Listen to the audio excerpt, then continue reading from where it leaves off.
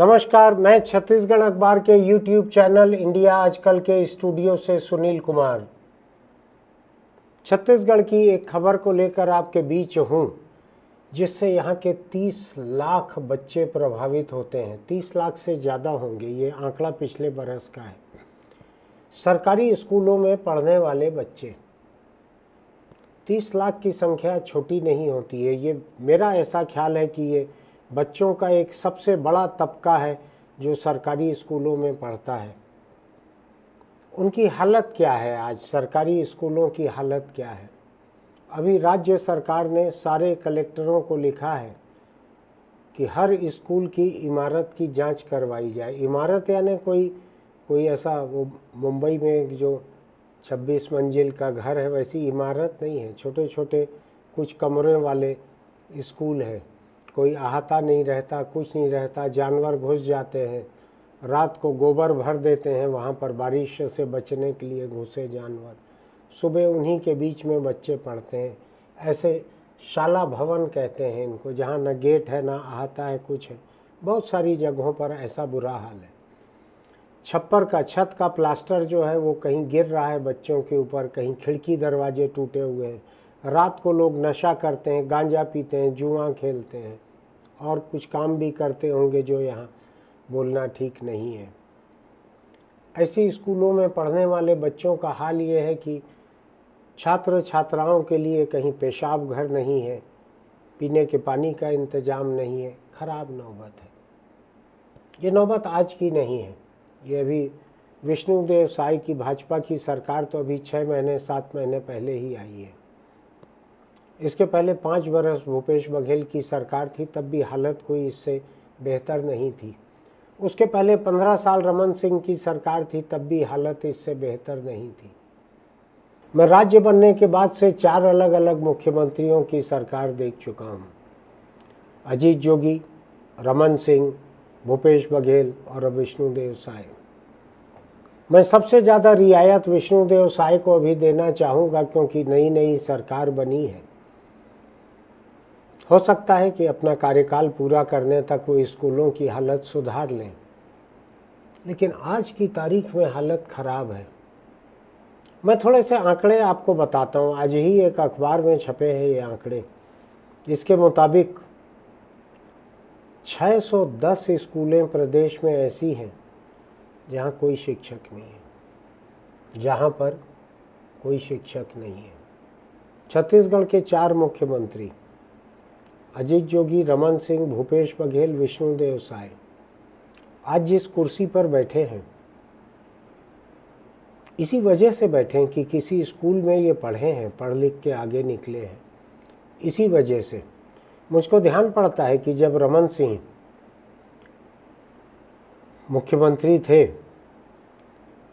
और स्कूलों में दाखिला बढ़ाने के लिए उनका एक इश्तहार बना था, जिसमें वो कवर्धा के जिस प्राइमरी स्कूल में वो पढ़े थे उसके सामने खड़े होकर वो कैमरे से कहते हैं कि ये रहा मेरा स्कूल, अगर मैं यहाँ ना पढ़ा होता तो न मैं डॉक्टर बनता न मुख्यमंत्री। स्कूल की ये अहमियत रहती है। मैं सोचता हूँ कि जब रमन सिंह कवर्धा के उस स्कूल में पढ़ रहे थे, या जोगी अक्सर अपने गांव की स्कूल की बात बतलाते हैं, भूपेश बघेल थोड़ा मैदानी इलाके में रहे हुए हैं, रमन सिंह के बाद करीब 10-15 साल छोटे भी होंगे उनसे, उनको शायद बेहतर स्कूल नसीब हो गई हो, रमन सिंह की भी स्कूल अच्छी रही हो। विष्णुदेव साय का मैं परिचय देखता हूँ तो ये शायद अपने इलाके में लायोला या ऐसी कोई शायद मिशन स्कूल कोई रही होगी, उसमें भी पढ़े होंगे। अगर स्कूल नसीब ना हो तो कोई बच्चे आगे ना बढ़ सकें, ऐसा मोटे तौर पे होता है। इसका अपवाद निकाल के मुझको मत दिखा दीजिएगा कि इन्होंने प्राइवेट 8वीं की परीक्षा दी, प्राइवेट 10वीं दी और ये IAS बन गए। कोई होगा ऐसा एक हाल। मैं एक आम बात आपको बतला रहा हूँ। आम बात ये है कि बच्चों को अगर स्कूल की पढ़ाई ठीक से न मिले तो उनका आगे बढ़ना रुक जाता है। ठीक वैसा ही जैसा बचपन में खाना ठीक से न मिले पोषण आहार ठीक से न मिले तो उनकी शारीरिक मानसिक प्रगति विकास सब रुक जाते हैं। कुछ ऐसा ही बच्चों के साथ है। सोचिए ये छत्तीसगढ़ में, मध्य प्रदेश में ऐसा होता तब तो समझ में आता था कि भोपाल से दूर था ये इलाका, उपेक्षित रह जाता था। अब तो 25वां साल चल रहा है राज्य बने हुए, 25वां साल चल रहा है, सबसे स्थिर प्रदेश है। एक भी मुख्यमंत्री को कार्यकाल के बीच में हटना नहीं पड़ा यहाँ पे। जिसके हटने की चर्चा थी, कुछ वायदा था दिल्ली में, उसको भी नहीं हटना पड़ा। सब ने कार्यकाल अपने पूरे किए। ऐसे में अगर 610 स्कूलों में एक भी शिक्षक नहीं है, ये मैं यहाँ का एक बड़ा अखबार है भास्कर, उसके आंकड़े पढ़कर बता रहा हूँ। 610 स्कूल शिक्षक विहीन है। 5500 स्कूल ऐसे हैं जहाँ एक एक शिक्षक है। ये स्कूल होंगे जहाँ 5 क्लास होंगी, 6 क्लास होंगी, उससे कम 5 से कम क्लास कहीं भी शायद नहीं होगी। उनमें से 5500 ऐसे हैं जहाँ पर एक एक शिक्षक है। मैं गांव की, आदिवासी इलाकों की एक हकीकत बताता हूँ। बहुत सी जगहों पर ऐसे अकेले शिक्षक भी अपना काम ठेके पे किसी गांव के लड़के को दे देते हैं, उसको 1000-2000 रुपया दे देते हैं। मामूली पढ़ा लिखा ठल्हा कोई लड़का जाकर पढ़ा देता है। गुरुजी की जगह गुरुजी नहीं जाते। बहुत सारी जगहों पर गुरुजी जाते हैं तो क्या करते हैं, नशे में पहुंच जाते हैं, उत्पात करते हैं। कोई भी ऐसा 2-3 महीने का दौर आपको देखने नहीं मिलेगा जब कोई स्कूल शिक्षक, ये सब सरकारी स्कूल की बात कर रहा हूँ मैं, जब कोई स्कूल शिक्षक दारू पी के स्कूल ना पहुँच जाए, दारू लेकर स्कूल ना पहुँच जाए, क्लास में बच्चों के सामने पीने लगे। इनमें से कुछ के वीडियो सामने आते हैं, हर एक जगह वीडियो इनके बन नहीं पाते। होता बहुत सारी जगहों पर है, बहुत सारी जगहों पर ऐसा होता है। क्या किया जाए, क्यों ऐसे लोगों को उस जगह पर रखा जाए, ऐसे लोगों की थोक में बर्खास्तगी क्यों न की जाए। अभी लाखों लोग लगे हैं कतार में कि उनको सरकारी नौकरी मिल जाए। कुछ 30,000-33,000 स्कूली शिक्षकों की भर्ती भी अभी चर्चा में है। क्या किया जाए स्कूलों का। कहीं पर स्कूल के हेडमास्टर, वहाँ के टीचर ये लड़कियों को ब्लू फिल्म दिखा रहे हैं, कुछ कर रहे हैं, उनके साथ छेड़खानी कर रहे हैं, बलात्कार कर रहे हैं। कहीं पर जो आदिवासी इलाकों में आश्रम है, वहाँ पर आश्रम अधीक्षिका का पति, उसके दोस्त ये लड़कियों से बलात्कार कर रहे हैं। थोक में चल रहा है ऐसा। बीच बीच में पिछली सरकार के समय शायद बस्तर के किसी जगह की घटना थी जिसकी जांच वांच सब चालू हुई थी। क्या हुआ उसका मुझको मालूम नहीं है। अभी ये लगातार चल रहा है स्कूलों की बदहाली का ये सिलसिला। अभी कुछ जगहों पर एक भी शिक्षक नहीं है तो बच्चों ने माँ बाप के साथ जाके स्कूल में टीसी लेने के लिए, वहाँ से ट्रांसफ़र सर्टिफिकेट लेने के लिए, ताकि किसी और स्कूल में जाएं। मैं अभी एक टेलीविज़न चैनल देख रहा था, शायद जी न्यूज़ पर था, छत्तीसगढ़ MP का चैनल, उसमें कि बच्चे जो हैं वो दिखा रहे हैं टीसी के लिए एप्लीकेशन दिया है उन्होंने, ट्रांसफ़र सर्टिफिकेट मांग रहे हैं ताकि किसी और स्कूल जाए। सरकारी स्कूल का हाल ये। कुछ जगहों पे माँ बाप ने जाके गेट पे ताला बंद कर दिया कि वहाँ शिक्षक नहीं है। मकान बिल्डिंग जहाँ जिसमें भी चलते हैं स्कूल, वो भवन गिरने की हालत में है, खराब हालत में है। मैं स्कूल के भवनों का क्या बताऊं। जगदलपुर में इंजीनियरिंग कॉलेज है, सरकारी इंजीनियरिंग कॉलेज जगदलपुर का। वहाँ के कुछ छात्रों से मेरी बात हो रही थी, किसी सिलसिले में वो आए थे मुझसे मिलने प्रेस में। उन्होंने कहा कि आप हमारे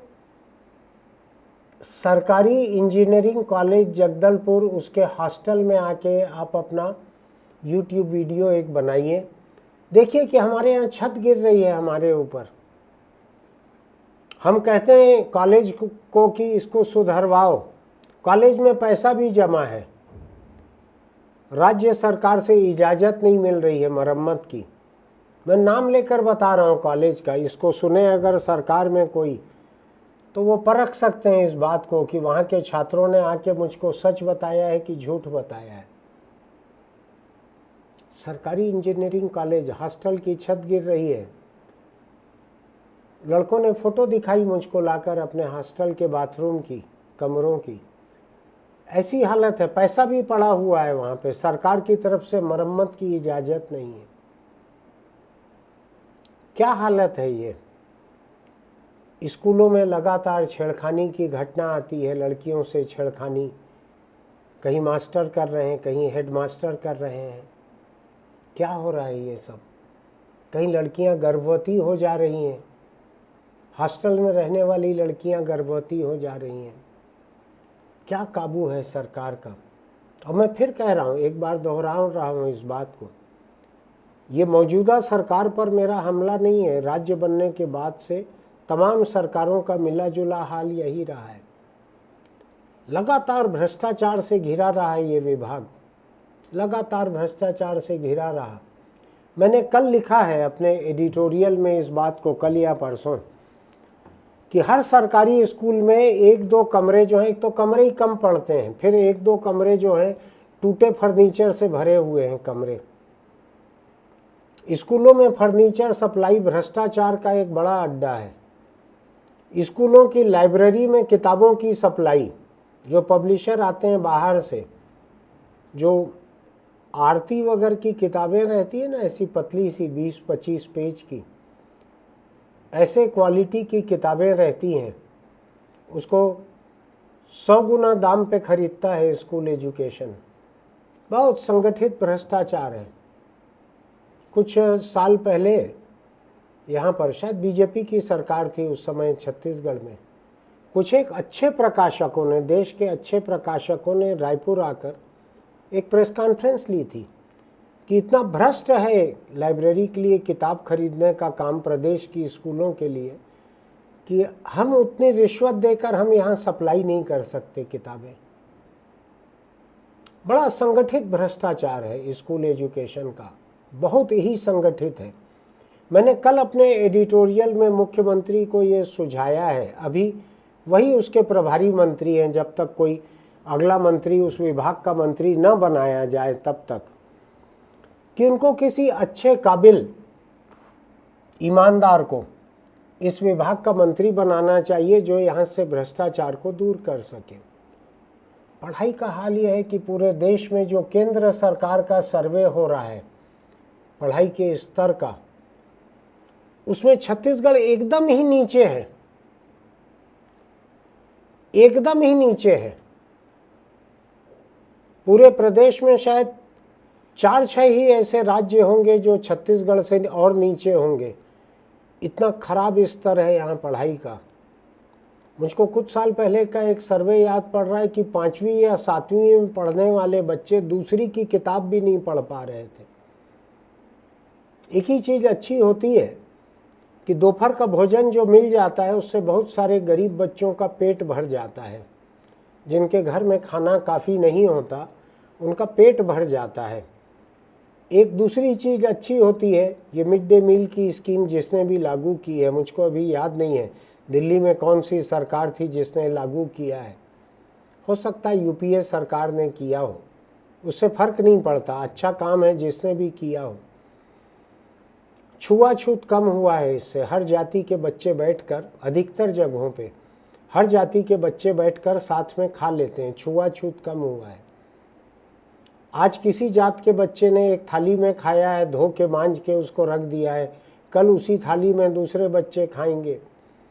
इनमें से कई बच्चे ऐसे होंगे जिनके माँ बाप किसी नीची समझी जाने वाली जाति, ध्यान से सुनिएगा, मैं किसी जाति को नीचा नहीं कह रहा हूँ, उसके लोगों की खाई हुई थाली को, बर्तन को, ग्लास को आग में गर्म करके शुद्ध करते रहे होंगे। मैंने देखा हुआ है ऐसा।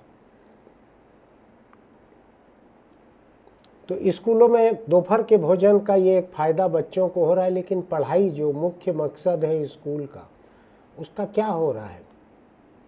सरकार किताबें छपवा के अपने खर्च पर देती है बच्चों को, अच्छी बात है, साइकिल देने की भी योजना है, किसी क्लास के बच्चों से शुरू होती है, वो भी अच्छी बात है। लेकिन शिक्षक, मैं जिस अखबार से पढ़ के बता रहा हूँ, इसी में एक खबर है 7305 शिक्षक ऐसे स्कूलों में हैं जहां या तो छात्र ही नहीं है या ज़रूरत से ज़्यादा शिक्षक हैं।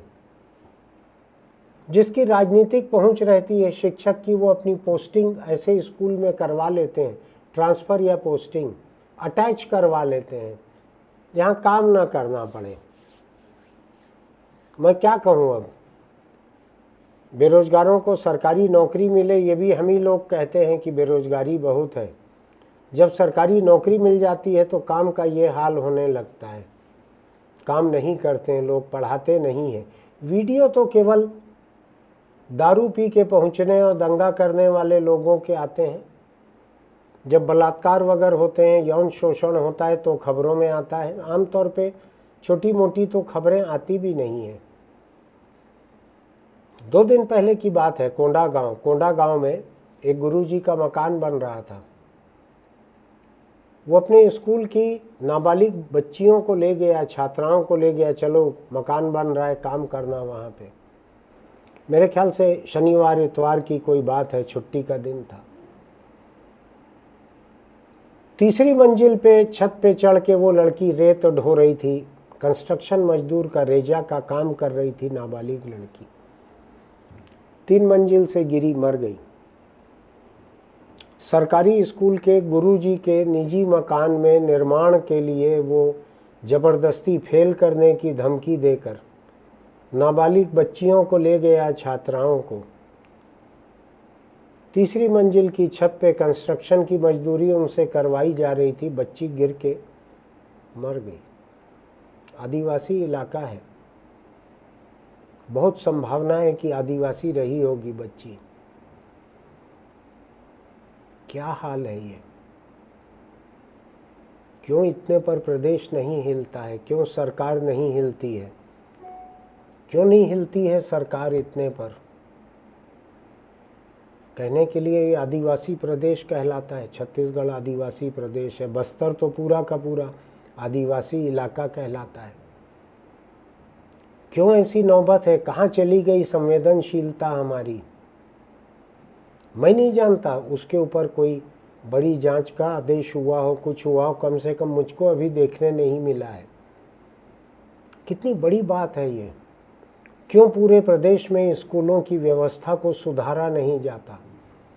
क्यों भाजपा और कांग्रेस अपने विधायकों को नहीं कहती कि आप अपने विधानसभा सीट की हर स्कूल को जाके देखो कि वहाँ क्या क्या कमियां हैं, और लिस्ट बना के एक रिपोर्ट बना के आप सबमिट करो।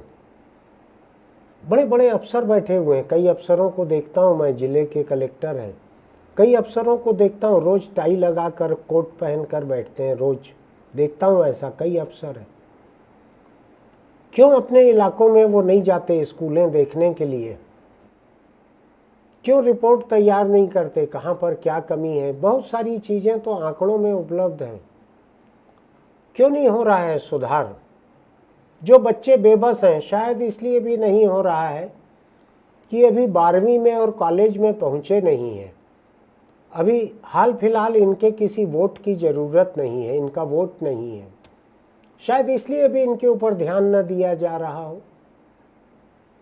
एक कहीं का छपा था, बारिश चल रही थी, ट्रकों से सरकारी किताबें पहुंची थी, कोर्स बुक स्कूल में, छोटे छोटे बच्चे बड़े बड़े बंडल और गट्ठे लेकर जा रहे थे स्कूल में, ट्रक से अनलोड करके ले जा रहे थे स्कूल के भीतर। मैं इसको बहुत ख़राब भी नहीं मानता हूँ। मैं जब स्कूल में पढ़ता था, म्यूनिसिपल का गरीब स्कूल था, वहाँ हम जाते थे, पास में जेल विभाग का एक जंगल था, नहर पार करके हम वहाँ जाते थे। वहाँ जाके एक झाड़ी के पत्ते थे, अभी मुझको नाम याद नहीं है उसका, उन पत्तों को तोड़ कर लाते थे और उससे ब्लैक बोर्ड को पूरा रगड़ते थे तो सारी सफ़ेदी उसकी ख़त्म हो जाती थी, चॉक की पूरा काला हो जाता था ब्लैक बोर्ड। उस पत्ते में इतना रस रहता था, उससे पूरा ब्लैक बोर्ड काला हो जाता था। तो हम लोग करते थे इस काम को स्कूल में। और भी कुछ करते होंगे, फर्श टूटी रहती थी, कभी स्कूल साफ करना रहता था, झाड़ू लगाना रहता था कमरे में, हम लोग करते थे। लेकिन आज तो सरकार से पैसा मिलता है तमाम चीज़ों का, किताबों को अनलोड करने का। फिर भी अगर किसी ने ऐसा करवाया है, मैं उसको बुरा नहीं मानता। किताबें अगर ट्रक से निकल के स्कूल के भीतर ले जा रहे हैं बच्चे, वो किताबें उन्हीं को मिलनी है। लेकिन फिर ये सोचा विचारा काम रहना चाहिए कि हमको बच्चों से कुछ काम भी करवाना है। मुझको जापान के कई स्कूलों के ऐसे वीडियो देखने मिलते हैं जहां बच्चे झाड़ू पोंछा सब खुद करते हैं अपने स्कूल का। अच्छी बात है, काम के प्रति सम्मान भी पैदा होता है। लेकिन स्कूल की नाबालिग लड़कियों को फेल करने की धमकी देकर ले जाकर गुरुजी अगर अपना निजी मकान जो बनवा रहा है उसमें रेजा का काम उनसे करवा रहा है, क्यों नहीं हिलती सरकार इतने पर? क्यों सरकार पूरे प्रदेश के स्कूलों की जांच नहीं करवाती? सबके पास सांसद हैं, विधायक हैं, पार्षद हैं, जिला पंचायत के, जनपद पंचायत के सदस्य हैं। क्यों सरकार सबको शामिल नहीं करती? क्यों अफसरों को नहीं भेजती?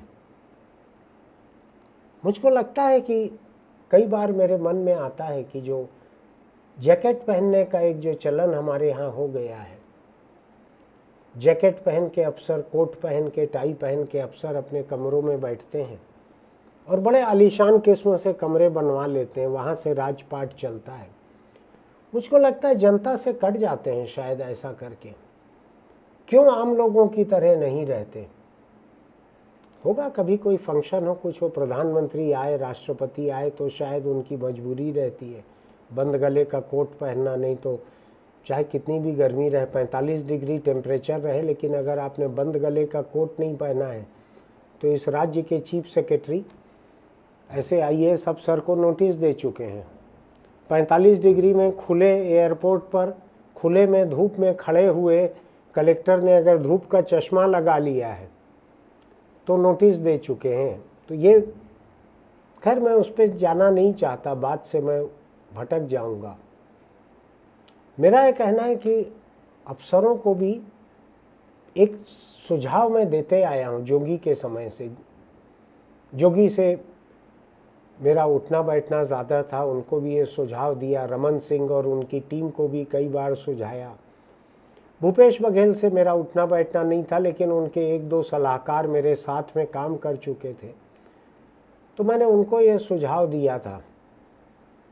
आज की सरकार को भी सुझाव देता हूं कि कलेक्टरों का पद नाम बदलकर जिला जन सेवक कर देना चाहिए। अब वो कलेक्ट कुछ नहीं करते हैं, टैक्स कलेक्ट कम करते हैं। वो एक अंग्रेजों के समय था, जो कलेक्ट करे वो कलेक्टर, ऐसे पद नाम अंग्रेजों का रखा हुआ था। अब तो अंग्रेजों के सब कानून बदल दिए गए हैं देश में, तो अंग्रेजों के समय का नाम कलेक्टर का ये भी बदल देना चाहिए, इसको जिला जन सेवक बना देना चाहिए। इससे शायद जन सेवा की भावना है, इससे शायद गरीब स्कूलों को जाकर देख सकें, इससे शायद सुधार हो सके, इससे शायद अपने खुद के जिले के भीतर, ये जो बतला रहा हूं मैं आपको, 7300 शिक्षक ऐसे हैं जहां जरूरत नहीं है।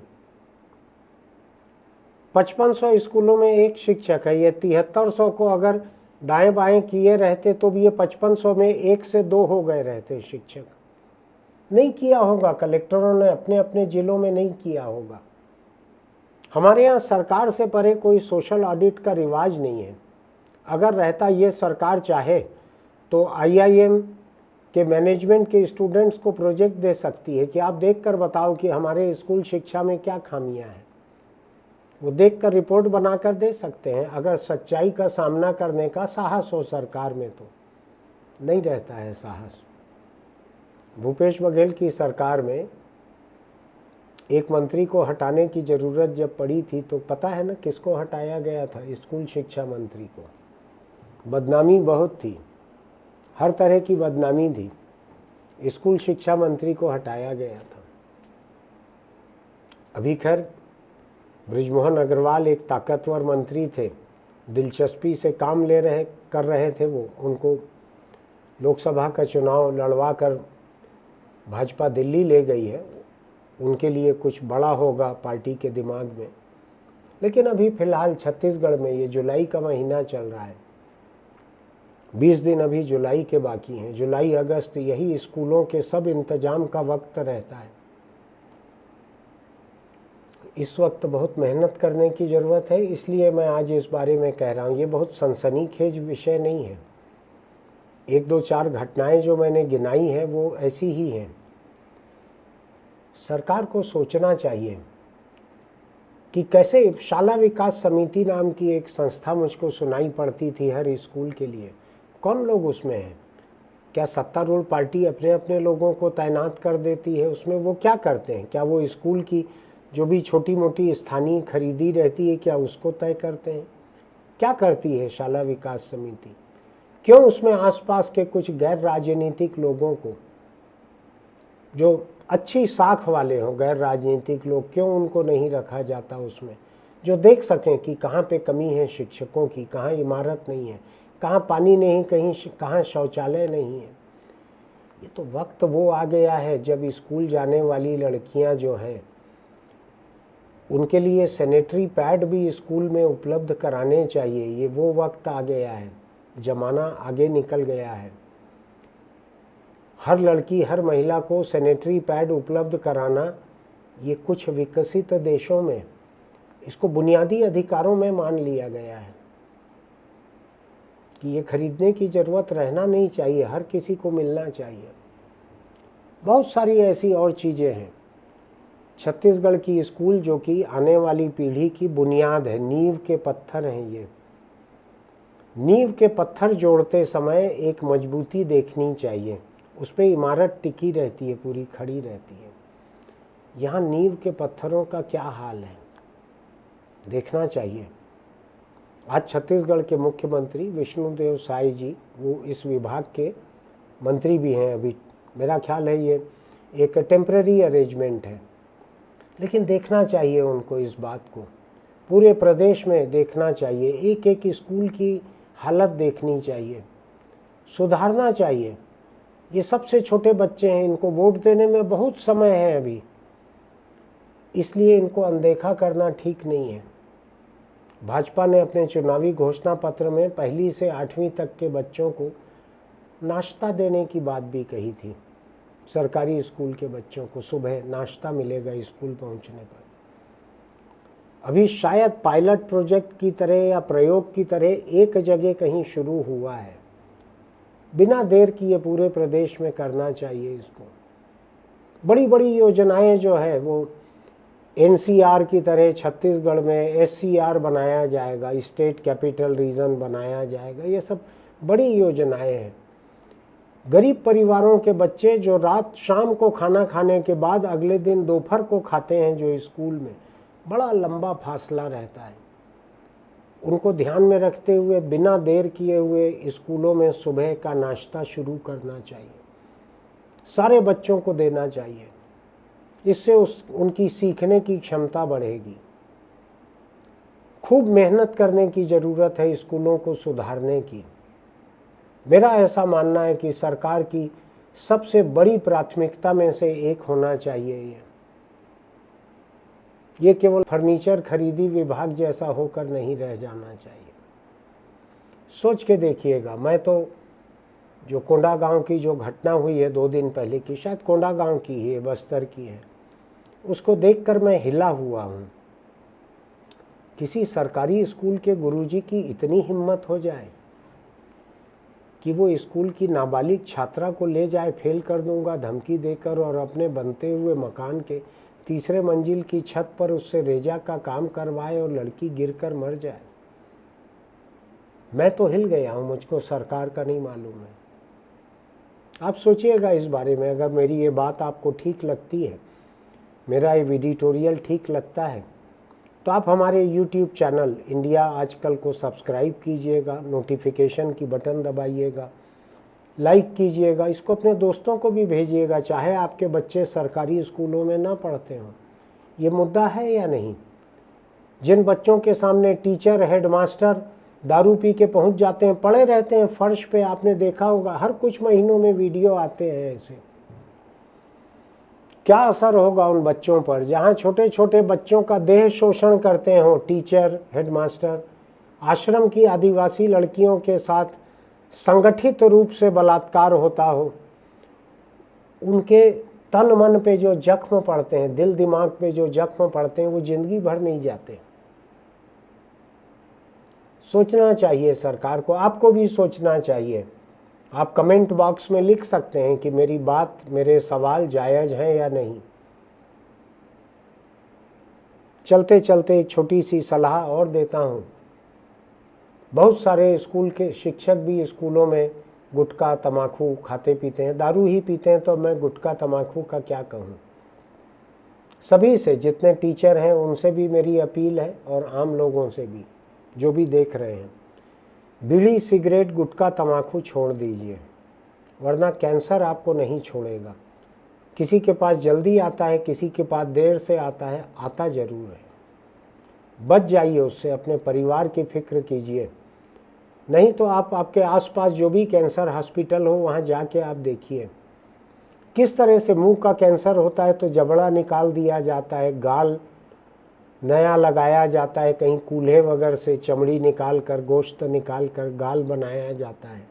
ये भी उनको नसीब होता है जिनके पास प्लास्टिक सर्जरी वगैरह के लिए 10-20 लाख रुपए रहते हैं। बाकी को केवल गमछे से मुंह बांध कर रखना पड़ता है। मुंह नहीं दिखा सकते वो अपने घर वालों को भी, इतनी खराब हालत रहती है। छोड़ दीजिए तम्बाकू को। फिर मिलेंगे।